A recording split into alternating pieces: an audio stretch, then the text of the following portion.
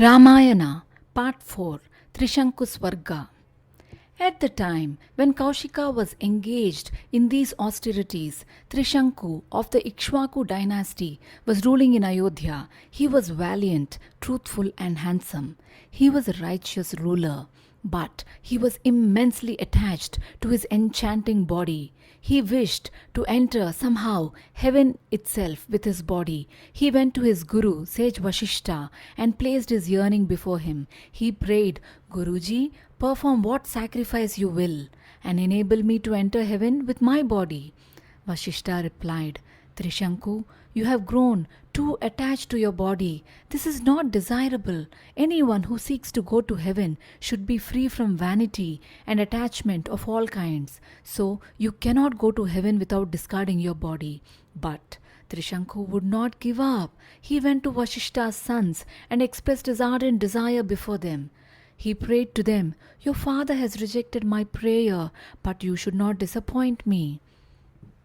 Vashishta's sons were angered. They said, Dare you ask us to do what our father has refused to entertain? May you suffer a debasement. At once, the enchanting body of Trishanku grew monstrous. The body which once had golden radiance was now black like coal. His hair, soft as silk, grew rough and became tied up in knots. The gold ornaments which shone upon his body turned into iron. His clothes became torn. The transformation so terrified those who were with him that they ran away in dismay. His children, ministers, and subjects deserted him. The king who desired to enter heaven with his enchanting body was now bereft of even what he had. Forsaken by his relatives, Trishanku wandered in the forest and one day reached Kaushika's ashram. He unburdened his heart to the sage. He begged him, Great sage, have pity and save me. Kaushika's heart melted at Trishanku's tale. He wanted to help him. He said, King Trishanku, have no fears. I know that you are righteous and truthful, so you are worthy of going to heaven. Whatever be the curse of the sons of Vashishta, I shall redeem you. I will ensure that you enter heaven with your body. Trishanku was satisfied. Kaushika then sent word to other rishis in the forest. They responded to his invitation and came to him. He explained to them the plight of Trishanku. He said, Trishanku has suffered a great injustice. Let us perform a sacrifice and raise him to heaven as he dwells in his body. The other sages were somewhat afraid of Kaushika, for they all knew that he was a man of unbending will, so they agreed without a question. A great sacrifice began. Kaushika himself officiated. Ritvijas, who were masters of the rituals, were in charge. The sacrifice reached its last stage. Kaushika invited the gods to receive their share of Havis, the sacred oblation, but not a single god responded. Kaushika was in a flaming wrath. With the vessel containing the oblations in his hand, he said, in a voice like a thunder, King Trishanku, the gods have not come to receive the Havis, but that does not matter.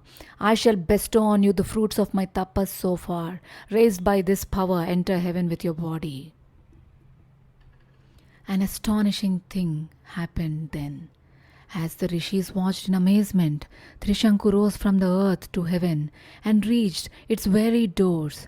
But Indra, the Lord of heaven, would not allow him to enter. He said, You are a fallen mortal, for you have been cursed by the sons of your guru, and you cannot enter heaven.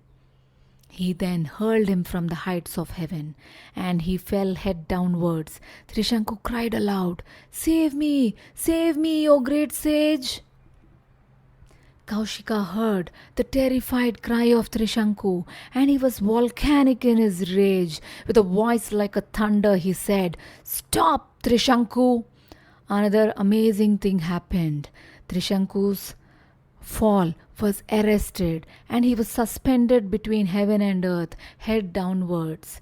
Trembling with rage, Kaushika, who was surrounded by a number of rishis, declared, I shall create another heaven, and I shall create another Indra.